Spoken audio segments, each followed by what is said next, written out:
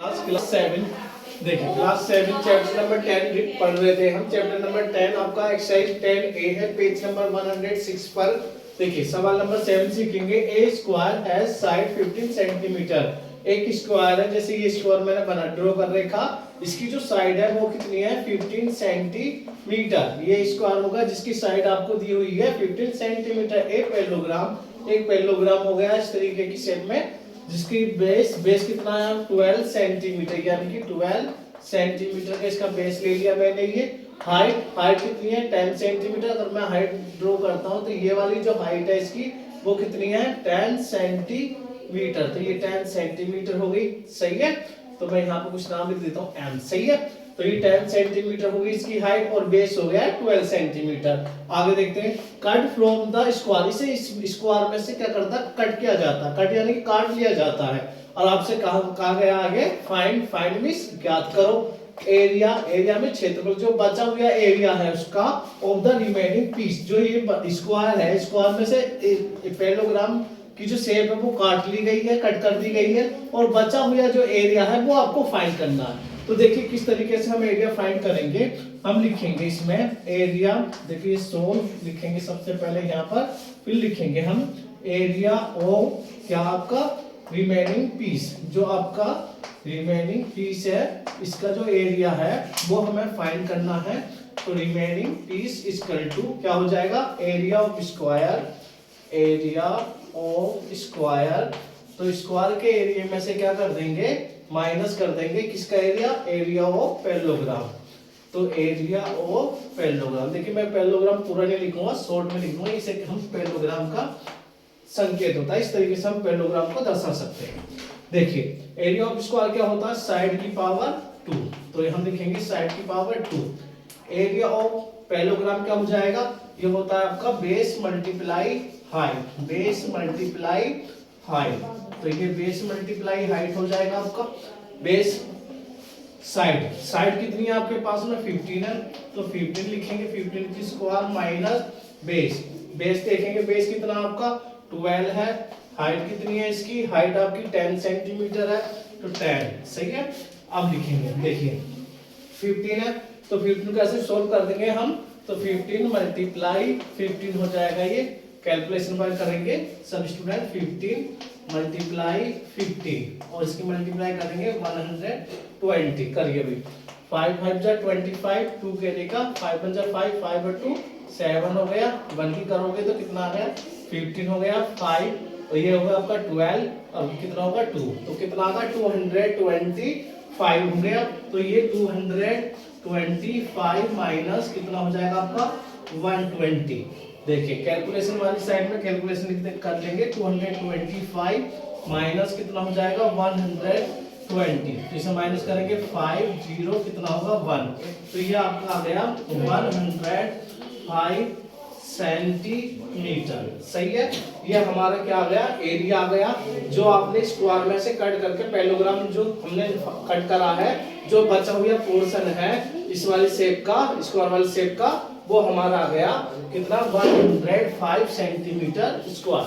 तो ये हमारा एरिया निकल कर रहा है। अब नेक्स्ट क्वेश्चन देखेंगे।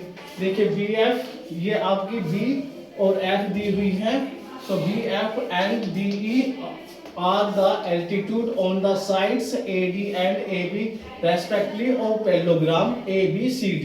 तो ये ABCD एक पैरेललोग्राम हो गया, और ABCD जो पैरेललोग्राम दिया हुआ है इसमें आपको क्या दिया हुआ है आगे देखेंगे। इफ यदि area of the parallelogram 600 centimetre है, इसका एरिया दे रखा हमें कितना 600 सेंटीमीटर, और AB वाली जो साइड है, AB वाली साइड है वो 60 सेंटीमीटर है, और इसकी AD वाली जो साइड्स है वो कितनी है 25 सेंटीमीटर है, यहाँ से लेके यहाँ तक। और आपको फाइंड करना है यानी याद करना VF निकालना है, यानी कि B और F ये निकालना, और DE निकालना।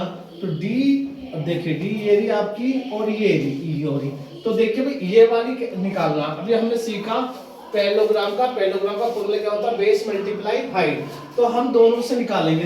हम किसी भी कॉर्नर से एल्टीट्यूड ड्रॉ करते हैं, जो हाइट जो आती है उस हाइट जिस पैरेललोग्राम की जिस साइड पे है वो उसका बेस कहलाएगी, और जो ऊपर से ड्रॉ कर रहे हैं वो उसकी क्या कहलाएगी, हाइट कहलाएगी। तो हाइट जब हम ये वाली हाइट लेंगे DE वाली, तो बेस लेंगे AB वाला।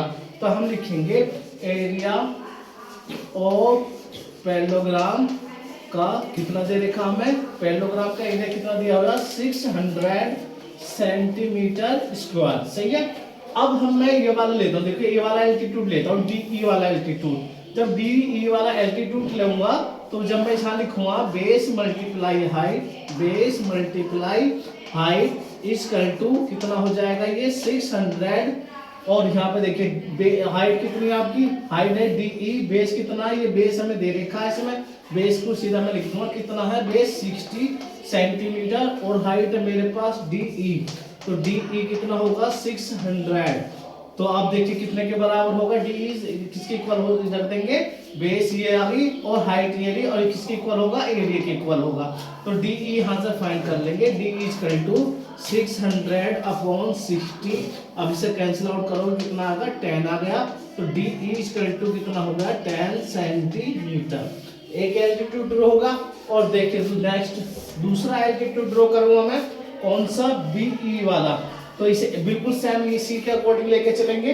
पहले लिखेंगे एरिया ऑफ पैरेललोग्राम, पैरेललोग्राम का एरिया जो है इक्वल रहेगा किसी भी एल्टीट्यूड से, आप उसे फाइंड करेंगे निकालेंगे बेस मल्टीप्लाई हाइट वाले फॉर्मूले से, तो वो हमेशा सेम रहेगा, एरिया जितना है पैरेललोग्राम का उतना ही रहेगा।